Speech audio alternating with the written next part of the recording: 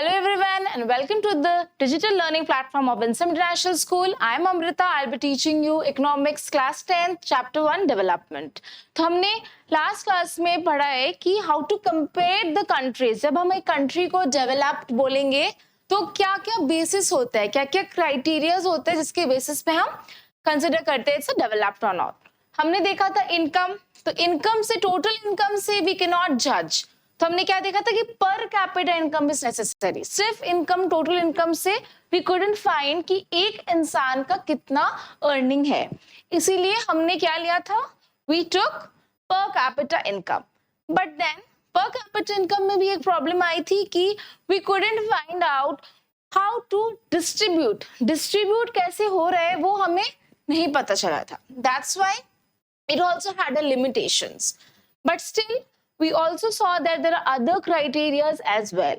जैसे हमने 3 states लिया था, बिहार, केरला, हरियाणा, एंड हमने कंपेयर किया था on the basis of income, literacy rate and also net attendance ratio. उसके बेसिस पे हमने देखा था केरला नंबर 1 पे था and Bihar was at number 3. तो जब हम जज करते हैं देयर आर डिफरेंट कैटेगरीज और डिफरेंट क्राइटेरिया जिसके बेसिस पे हम जज करते हैं कि अ कंट्री इज डेवलप्ड और नॉट. क्योंकि एक क्राइटेरिया इज नॉट सफिशिएंट. एक क्राइटेरिया कभी सफिशिएंट नहीं होता है. जैसे हमने वो भी पढ़ा था कि जब हम एक बच्चे को क्लास में देखते हैं कि ही डेवलप्ड और नॉट, उसको वो ही इज गुड और नॉट, तो हम सिर्फ एकेडमिक्स नहीं देखते.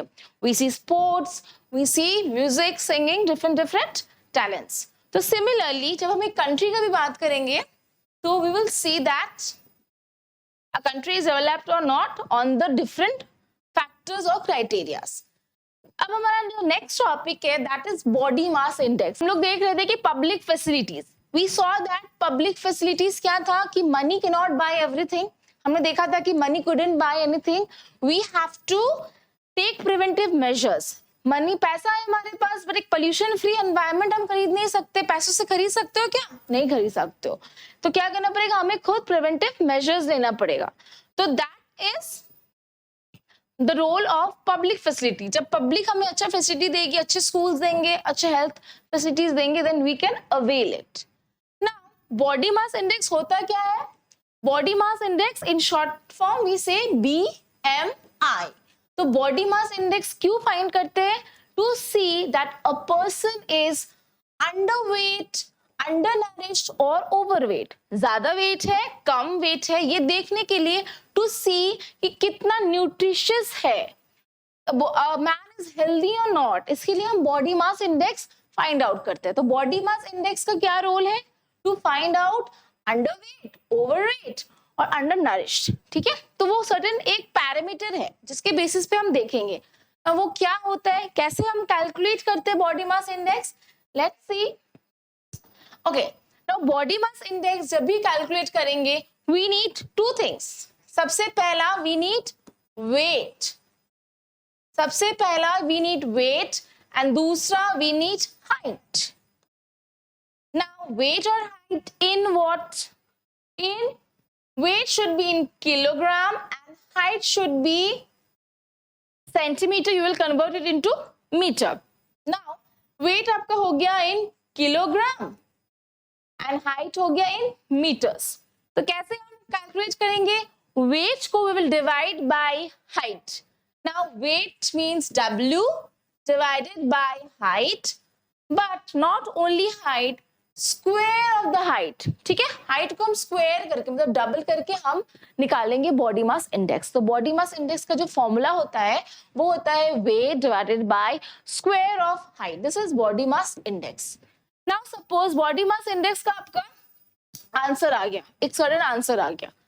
अब उस आंसर से, फिगर से कैसे पहचानोगे इज ही अंडर नरिश्ड और ओवरवेट? कैसे देखेंगे? नाउ एक स्केल है, एक सर्टेन स्केल है. ठीक है, सपोज दिस इज 18, 19, 20 ऐसे करके ये स्केल ऊपर जा रहा है. This is 17, 16. तो ये जो स्केल है, दिस स्केल, इस स्केल के बेसिस में हम देखेंगे कि ये अंडरवेट है या ओवरवेट है. तो बीच में हम 18 को रखते हैं, 17 रखते हैं, 16, देन 19, 20, 21, दिस इज 25। सपोज ये 25 है, ये 18 है, ठीक है। तो 18 के जो नीचे आएगा, सपोज इसका जो आंसर है this is 17, weight divided by height का आंसर आ गया 17। अगर 17 आया मतलब 18 से अगर नीचे आ गया तो हम कहेंगे अंडरवेट।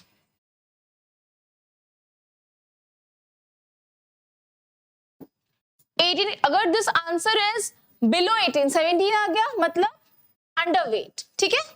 अब अगर इसका आंसर सपोज इसका आंसर आ गया 27, इसका आंसर आ गया 27, 27 मतलब 25 से ज्यादा, तो 25 से ज्यादा आ गया मतलब 27 मीन्स ओवरवेट।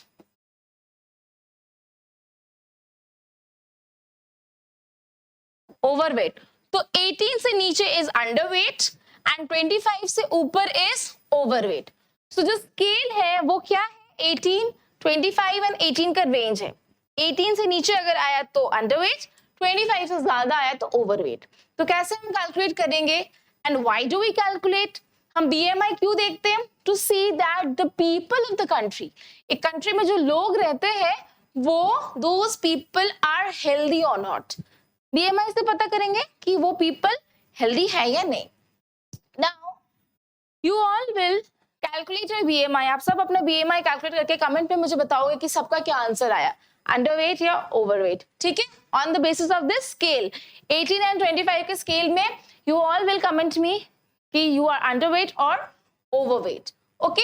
सो यहाँ पे there is example in a book कि we are calculating the BMI, जिसका 18 से नीचे आया अंडरवेट, 25 के ऊपर आया तो it's overweight, okay. So now this is the BMI calculation. हम बीएमआई ऐसे ही कैलकुलेट करते हैं। I hope this is clear कि बीएमआई क्यों कैलकुलेट करते हैं एंड बीएमआई से क्या पता चलता है, underweight, overweight, these are the two things जो हम we get to know, okay, clear. Now next, human development report. अब आप बोलोगे कि मैम द चैप्टर तो डेवलपमेंट है, कंट्री का डेवलपमेंट का बात करो तो ह्यूमन कहां से आया? You will tell this. तो द थिंग इज कि जब हम एक कंट्री का बात करते हैं ना, कंट्री किससे बना हुआ है? लोगों से बना हुआ है। तो all humans, a country comprises of humans. तो जब एक इंसान डेवलप होगा तो ऑब्वियसली कंट्री भी डेवलप होगा। तो एक इंसान का, पर्टिकुलर इंसान डेवलप है या नहीं, इसको हम कैसे जज करेंगे? तो एक रिपोर्ट बनता है। क्यों बनता है? Because through humans only we can जज that a country is developed और नॉट। तो वो report is known as human development report. And why is it made? To see that the country is developed और not. What is the full, अच्छा now human development report किसने बनाया है, किसने form किया है? UNDP. What is the full form of UNDP? United Nations Development Programme. Through UNDP, Human Development Report has been formed, and इसका purpose क्या है? To see that a country is developed or not. And since एक country में लोग रहते हैं, इसलिए हम human का देखते हैं कि एक individual, because जो डेवलपमेंट है, हम मेरे से, आपसे ही तो कंट्री डेवलप होंगी। अगर मैं डेवलप नहीं होंगी, आप डेवलप नहीं हो, तो how can a country be developed? तो कंट्री लोगों से बनना हुआ है, तो लोगों का, हर एक इंडिविजुअल का हमने देखना है कि he or she is developed or not. तो what is the full form of HDI? HDI का फुल फॉर्म होता है ह्यूमन डेवलपमेंट इंडेक्स। अब ह्यूमन डेवलपमेंट रिपोर्ट बन गया, ठीक है। यूएनडीपी ने एक रिपोर्ट बनाया जिसको कहते हैं, सपोज एक रिपोर्ट बना दिया उन्होंने एंड हमें पता चल गया है कि कंट्रीज आर डेवलप्ड और नॉट। तो पता चल गया तो व्हाट वी डू, जब भी हमें कुछ पता चलता है, व्हेनेवर वी कैलकुलेट समथिंग, तो हम उसकी क्या करते हैं? रैंकिंग करते हैं ना, रैंकिंग हर चीज में रैंक करते हैं। फर्स्ट, सेकंड, थर्ड, क्लास में भी आपके बच्चों में भी रैंक है कि ये फर्स्ट स्टूडेंट है, सेकंड स्टूडेंट है, on the basis of academics. Similarly हमने कैलकुलेट कर लिया कि ये डेवलप्ड है, ये डेवलप नहीं है, कंट्रीज का डेवलपमेंट हमने कैलकुलेट कर दिया। अब उसके बेसिस पे हमने रैंक किया। इंडेक्स क्या होता है? इंडेक्स मतलब रैंकिंग करना, ठीक है। 1 2 करके रैंक कर दिया कि सबसे जो डेवलप्ड कंट्री है वो ऊपर, सबसे लीस्ट डेवलप्ड है वो सबसे नीचे। तो इंडेक्स क्या होता है? इंडेक्स से हम वो कंट्री को कैटेगराइज करते हैं on the basis of ranking, this is HDI। तो 1 मार्क्स से क्वेश्चन आ सकता है, full form what do you mean by UNDP, what is the abbreviation of UNDP and HDI। तो आपको याद रखना पड़ेगा, UNDP means United Nations Development Program and HDI is Human Development Index। तो इससे क्या होता है, इससे हमें पता चलता है कि कंट्री डेवलप्ड है, ह्यूमन से क्या इफेक्ट हो रहा है। नाउ ह्यूमन डेवलपमेंट जो रिपोर्ट है वो कहता है कि जब हम एक कंट्री को मानते हैं कि कंट्री इज डेवलप्ड और नॉट, तो इनकम इज नॉट इनफ। सिर्फ इनकम के बेसिस में हम एक कंट्री को जज नहीं कर सकते। जैसे हमने देखा था जब क्लास के बच्चों को हम जज कर रहे थे कि क्लास का एक बच्चा ही इज गुड और not, we can not take one factor. सिर्फ पढ़ाई के बेसिस पे हम जज नहीं कर सकते कि वो एकेडमिक्स में अच्छा है मतलब वो अच्छा है, नहीं, because he has to be good in sports also. अगर वो बच्चा स्पोर्ट्स में अच्छा है, एकेडमिक्स में खराब है, एकेडमिक्स में अच्छा है, स्पोर्ट्स में खराब है, तो आप उसको खराब नहीं बोल सकते हो। You have to see many criterias, ठीक है। आप एकेडमिक्स भी देखोगे, आप उसकी स्पोर्ट्स, सिंगिंग, डांसिंग और भी जो क्राइटेरियाज है और भी जो टैलेंट्स है वो सारे देखोगे, देन ओनली विल जज that a student is good और नॉट। सिमिलरली जब एक कंट्री को भी हम मानेंगे कि वो डेवलप है या नहीं, सिर्फ इनकम इज नॉट सफिशिएंट, और adequate. Only income is not adequate. सिर्फ इनकम से हम ये जज नहीं कर सकते हैं that a country is developed और not. Now the question is, अगर ओनली इनकम से नहीं कर सकते जज, तो और क्या फैक्टर्स है, what are the other criterias. बच्चों के टाइम तो हमें याद आ गया कि ठीक है, apart from academics there are other factors like singing, dancing, लेकिन कंट्री में क्या है फैक्टर्स। सो कंट्री के लिए जो 2 और फैक्टर्स है वो है हेल्थ एंड एडुकेशन।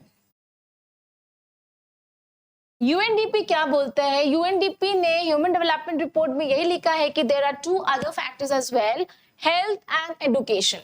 इनकम तो है, बट अपार्ट फ्रॉम इनकम क्या है, हेल्थ, एडुकेशन। तो यहाँ पे मैंने लिख दिया इनकम एज वेल। सिर्फ income is not sufficient, education और हेल्थ भी चाहिए आपको। तो क्या हो गया, H for health, E for education and I for income।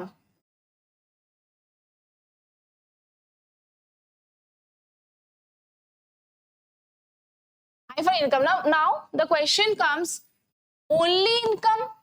No। किसके बेसिस में हमने देखा था, per capita income। It was not only income, it was per capita income। सिर्फ income was not sufficient, per capita income से हमें पता चलता है that a country is developed or not। This is P for per capita, H for health, E for education। तो short form क्या हो गया, HEP, HEP। हम क्या कैसे हम याद रखेंगे इसको, HEP, HEP मतलब health, education and per capita income। These 3 factors are necessary to categorize a country as developed or not। तो ये जो रिपोर्ट में यही लिखा हुआ है कि सिर्फ per capita income is not sufficient, not adequate, उसके साथ साथ और भी 2 चीजें, हेल्थ, एडुकेशन। तो please remember this code word HEP. HEP मतलब जब भी आएगा human development report means HEP, health, education and per capita income. Okay, so it is an inadequate measure of the level of development। We begin to think of other criteria। Now other criteria क्या है, other criteria is health and education। okay, ये पूरे paragraph में यही लिखा हुआ है कि per capita income is not adequate। per capita income के साथ साथ हमें हेल्थ और एजुकेशन भी देखना है जब हम देखेंगे कंट्री डेवलप्ड है या नहीं। लोगों को हेल्थ फैक्टर्स देखेंगे, एक लोग अच्छे से हेल्दी है या नहीं, उसको प्रॉपर एजुकेशन मिल रहा है या नहीं, तभी हम देखेंगे कि कंट्री डेवलप्ड है या नहीं। Okay, I hope things are clear to you. Next here is a table. हमने इसको कैटेगराइज किया है, एक है gross national income, life expectancy and also schooling. Life expectancy comes under health and mean schooling comes under education. इस 3 factors है हमारे पास, उसके बेसिस पे हमने रैंक किया है। ये देखो रैंक है, किसने रैंक किया है, HDI। Okay, HDI is the index, मैंने बताया था रैंकिंग होता है, तो इंडेक्स होता है, दिस इज द रैंकिंग। तो ये रैंक के हिसाब से सबसे टॉप में आ रहा है श्रीलंका। श्रीलंका सबसे टॉप में क्यों आ रहा है? बिकॉज इसका जो ग्रॉस नेशनल इनकम है सबसे ज्यादा है, ग्रॉस नेशनल इनकम सबसे ज्यादा है फॉर श्रीलंका, इसलिए Sri Lanka is at the top. And सबसे कम इज ऑफ म्यांमार, सबसे less is Myanmar, and but Myanmar comes at 148, 148 is not सबसे लेस। तो यहाँ हमने देखा है कि यहाँ पे ग्रॉस नेशनल इनकम सबसे ज्यादा किसका है? श्रीलंका का, बट सबसे कम किसका है? म्यांमार, बट म्यांमार सबसे नीचे नहीं है। क्यों? क्योंकि we have considered other factors as well, और भी फैक्टर्स हमने देखा है, उसके बेसिस पे हमने रैंकिंग करा है। तो सिर्फ एक फैक्टर के बेसिस पे हमने इसको जज नहीं किया है। अब आप देखो कि पाकिस्तान, पाकिस्तान का ग्रॉस नेशनल इनकम इज 5005, ठीक है, ये डेटा इज ओल्ड, तो ये 5005 है पाकिस्तान का, एंड उसकी जो लाइफ एक्सपेक्टेंसी इट इज 67, उसका रैंकिंग, वो mean year of schooling is 5.2 and ranking is 154, 154 मतलब इस डेटा के according to this data this is last, ये लास्ट में 154 मींस लास्ट, ओके। तो 73 एंड रैंक सबसे नीचे है पाकिस्तान, बट पाकिस्तान सबसे नीचे है बट स्टिल उसकी gross national income is more than the one which is at Nepal. Pakistan हमें नीचे होना चाहिए बिकॉज उसकी रैंकिंग इज 154, होना चाहिए Pakistan at the end, but Pakistan at the end है नहीं, क्योंकि उसके नीचे भी बहुत कंट्री है लाइक बांग्लादेश और नेपाल, तो होना चाहिए था पाकिस्तान को at the end, but Pakistan at the end नहीं है। उससे भी कम ग्रॉस नेशनल इनकम किसका है? नेपाल एंड बांग्लादेश का।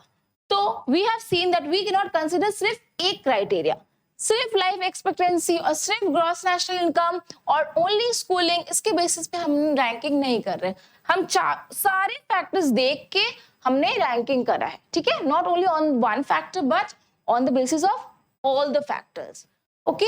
Now what is the meaning of life expectancy at birth? What do you mean by that? Life expectancy at birth means average expected length of life of person at the time of birth. Now we see कि कोई infant जब born होता है, एक बच्चा जब born होता है, कोई 1 मंथ में मर जाता है, कोई कुछ दिन में मर जाता है, 1 साल के अंदर मर जाता है। तो जो एक्सपेक्टेंसी ऑफ लाइफ है वो जितना ज्यादा होगा वो उतना अच्छा होगा, जितना कम होगा उतना कम होगा। ज्यादा है मतलब हमारे कंट्री का हेल्थ स्ट्रक्चर अच्छा है, तो कम है मतलब हमारा जो public facilities is not that good, health sector is not that good, तो वो जितना अच्छा होगा, जितना ज्यादा लाइफ एक्सपेक्टेंसी होगा उतना अच्छा होगा। Last is per capita income. Per capita income is calculating dollars for all the country. तो ये dollars में converted है because to make it on the same page, it is converted into dollars.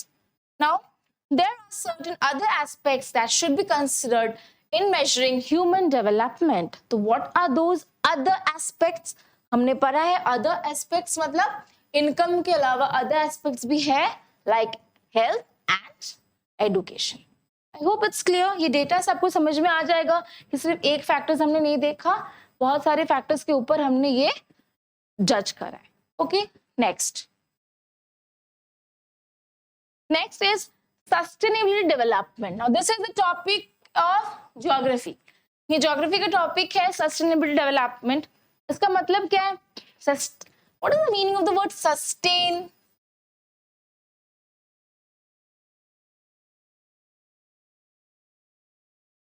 Sustain का मतलब होता है for a longer period of time, for a longer period of time. जब आप कोई भी चीज को बहुत लंबे देर तक उसको आप सही सलामत रखते हो, लॉन्गर पीरियड मतलब सही सलामत, ऐसा नहीं है कि बस जैसे तैसे रख दिया, इस तरीके से रखते हो so that you can use it later, उसको बोलते हैं सस्टेन करना। बहुत लंबे टाइम तक उसको रखना को बोलते हैं सस्टेन करना। और sustainable development, now what is the definition? Development that meets the needs of the present without compromising the ability of the future generation to meet their own needs. Suppose आपके पास कोई चीज है, आप उसको यूज कर रहे हो, बट इस तरीके से आपने यूज कर लिया कि आने वाले जनरेशन के पास वो बचा ही नहीं. Is it sustainable development? No. आपको कोई भी ऐसा रिसोर्सेस या फिर कोई भी ऐसा चीज को इस तरीके से यूज करना है सो दैट आपकी जो बाद का जनरेशन है वो उसको यूज कर सके. ऐसा नहीं कि आपने उसको खत्म कर दिया, आपको जो नेक्स्ट जनरेशन है उसको मिला ही नहीं, है ना. You don't want them to suffer. तो इस तरीके से आपको यूज करना है सो दैट आपका भी फुलफिल हो एंड जो आगे की जनरेशन है उसकी भी नीड्स फुलफिल्ड हो. This is sustainability development. Now the question comes that how is it related to a development of a country. Development of a country के साथ इसका क्या लिंक है?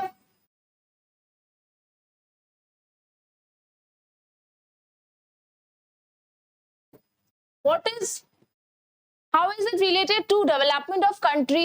एक कंट्री के साथ उसका क्या लिंक है? तो ये सस्टेनेबिलिटी डेवलपमेंट को आप अगर कंट्री के डेवलपमेंट के पॉइंट ऑफ व्यू से देखोगे तो ये होगा कि जब हम एक कंट्री का डेवलपमेंट के बारे में सोच रहे, जब हम देख रहे हैं कि कंट्री डेवलप है या नहीं, तो कंट्री डेवलप जब होता है हम क्या बनाते हैं? We build roads, we build bridges, we build good buildings. इसका मतलब डेवलप हो रहा है.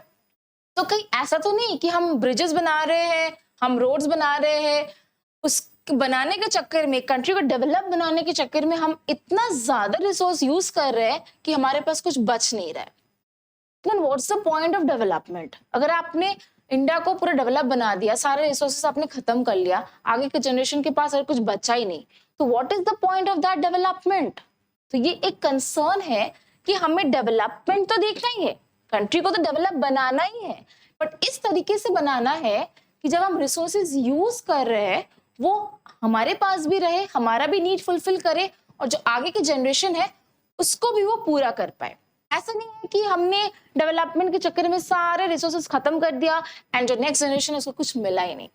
This is the concept of sustainable development in relation to country's development. ठीक है, ये रिलेशन है, ये अपना भी पूरा हो एंड ऑल्सो फ्यूचर जनरेशन का भी पूरा हो. एक small example, ground water in India. अब पहले के जमाने में जब पानी, यू हैव सीन कि आप थोड़ा सा मिट्टी में अगर खोदोगे तो 5 फीट या 10 फीट खोद, अगर आप 10 फीट या 5 फीट डिग करोगे तो आपको पानी मिल जाएगा. ठीक है, it was not at very bottom, ज्यादा आपको खोदना नहीं पड़ना था. ठीक है, आप 5 या 10 फीट में आपको पानी मिल जाएगा. बट आज के डेट में if you consider today, then आज के डेट में 1000 फीट्स आप डिग करोगे तब आपको पानी मिलेगा. व्हाई? बिकॉज लोगों ने इतना ज्यादा इस्तेमाल कर लिया, इतना ज्यादा लोगों ने पानी यूज कर लिया है कि हमारे पास धीरे धीरे शॉर्टेज हो रहा है. अब आप 1000 फीट के नीचे भी कहीं कहीं पानी नहीं आता है. There is a scarcity of water, पानी नहीं आ रहा है. व्हाई? क्योंकि लोगों ने इतना ज्यादा उसको ओवर यूज कर लिया, इतना ज्यादा उसने यूज कर लिया कि हमारे पास अब पानी बचा नहीं. तो क्या हो रहा है? Ground water has been use excessively. इतना ज्यादा डेवलपमेंट बनाने के चक्कर में हम इतना ज्यादा हमने यूज कर लिया है कि अब हमारे पास बचा ही नहीं. So this is the problem, a general concern. Now the question is why groundwater is overused? Why groundwater is overused? Population बढ़ रहा है, इतने ज्यादा बिल्डिंग्स हो रहे हैं, लोग इतने ज्यादा है, तो उनकी जरूरत को मीट करने के लिए, to fulfill their needs, हमें तो पानी चाहिए. So that's why we are utilizing it for the people of the country. हम लोगों के लिए तो हम बना रहे हैं, लोगों के लिए हम यूज कर रहे हैं. तो इतने ज्यादा पॉपुलेशन बढ़ गई, इतने ज्यादा बिल्डिंग्स हो गए, सोसाइटीज बन गए, उसको जरूरत को पूरा करने के लिए हमने पानी यूज करा. एंड इसके चक्कर में क्या हुआ है कि इट इज स्कार्सिटी हो गया, स्कार्स हो गया, हमारे पास अब पानी बचा नहीं, बहुत कम पानी है. तो डेवलपमेंट तो हो रहा है, डेवलपमेंट के साथ साथ क्या हो रहा है? रिसोर्सेज का भी कमी हो रहा है, स्कार्सिटी हो रहा है. Can there be development without overuse? Overuse हो रहा है, इतना ज्यादा यूज हो गया है कि हमारे पास अब कम हो गया है. तो कैन देयर, अब क्वेश्चन, द कंसर्न इज, इसका मतलब कि हम डेवलपमेंट नहीं करें, डेवलपमेंट कर रहे हैं तो ओवर यूज हो जा रहा है. इसका मतलब कि हम डेवलपमेंट नहीं करें? तो आंसर इज कि नहीं, we should do development. Development तो हमें करना है बट ओवर यूज नहीं करना है. वी हैव टू कैलकुलेट, हमें पहले कैलकुलेट करके रखना है कि इतना हमारे पास अवेलेबल है, उसके हिसाब से हम अपना यूज करेंगे, सो दैट अपना भी जरूरत पूरा हो एंड आगे की जनरेशन को कमी ना हो, तो we will use it definitely. Development तो होगी बट हमें उसे टैक्टफुली, रिसोर्सफुली हमें यूज करना है सो दैट आगे इसकी कमी ना हो। ठीक है, तो हमें दोनों चीज का ध्यान रखना है कि डेवलपमेंट भी हो रहा है, a country is being developed as well as there is no scarcity. तो सबसे पहला पॉइंट है we have to use it, we have to use it accordingly. ठीक है, जितना है उसके हिसाब से ही हमें यूज करना है सो दैट हमारी कमी ना हो। ठीक है, we have to use it accordingly and development भी हो। ऐसा नहीं है कि हम कम से कम में चला दे रहे, नो, डेवलपमेंट भी होना चाहिए and we have to use it, estimate करके यूज करना है सो दैट आगे जनरेशन को कमी ना हो वाटर की। ठीक है, I hope it's clear to you. Now this is the table exhaustion of natural resources. Natural resources मतलब हमने पढ़ा है कि बहुत ज्यादा एक्सेसिवली यूज हो रहा है। तो ये जो डेटा है ये middle east country United States of America का ये जो डेटा है इसमें क्या दिखा रहा है कि इतने रिजर्व्स हैं 808 millions 50 millions 1697 reserves of crude oil. What is crude oil? जो हमें मिट्टी से मिलता है। Crude oil is a mixture of all the oils. तो क्रूड ऑयल को हम उसको रिफाइन करके फिर हम यूज करते हैं, तो वो कच्चा तेल है, उसको बोलते हैं क्रूड ऑयल। तो क्रूड ऑयल नीचे से आ रहा है, we are getting it from nature. तो नेचर से हमें मिल रहा है कितना रिजर्व्स है इसका 2017 का डेटा है ये। 2017 में देयर वाज 808, 50 एंड 1697 मिलियन। तो हमने देखा कि हमारे पास इतना है। अब हमने एस्टिमेट किया कि वो कितने साल चलेगा। तो मिडिल ईस्ट में ये जो है ये कितना साल चलेगा? 70 years. United States of America 10.5 and in world 1697 50.2। 1697 total है, कितना चलेगा? 50 इयर्स तक चलेगा। मतलब after this we will have a scarcity. इसके बाद हमारे पास कम हो जाएगा। तो द आंसर इज की, तो इसका मतलब क्या हमें बाहर से इंपोर्ट करना पड़ेगा? इफ अगर हमारे पास कम हो जाए तो हमें क्या बाहर से इंपोर्ट करना पड़ेगा? तो we have to use it accordingly. हमारे पास इतना रिजर्व है तो उसके हिसाब से हमें चलाना है कि इतने दिन में हमें चलाना है सो दैट आगे हमें कम ना पड़े। These are the estimates we do before using any resources. So here we come to the end of the chapter. हमने ये पढ़ा है, पूरे चैप्टर में हमने क्या पढ़ा कि डेवलपमेंट हम कैसे देखेंगे कि अ कंट्री इज डेवलप्ड और नॉट, कैसे हम जज करते हैं, व्हाट आर द क्राइटेरियाज। सबसे जो इम्पोर्टेंट है कि only one factor is not important. We can see all other criterias like education as well as health. उसके बेसिस पे हम जज करते हैं। ग्रोथ और डेवलपमेंट दोनों सेम चीज नहीं है, हमने ये भी पढ़ा है कि दोनों अलग है। एंड एट द एंड हमने देखा है कि डेवलपमेंट के चक्कर में हमें ऐसे डेवलप करना है सो दैट सारा चीज खत्म नहीं हो रहा है। We have to estimate it and we have to use it accordingly. I hope you have understood the chapter. If you have any doubts, you can always comment below. And अच्छे से आपको अगर आप अच्छे से देखोगे स्लाइड्स तो आपको समझ में आ जाएगा कि थिंग्स क्लियर है या नहीं। Okay, thank you everyone.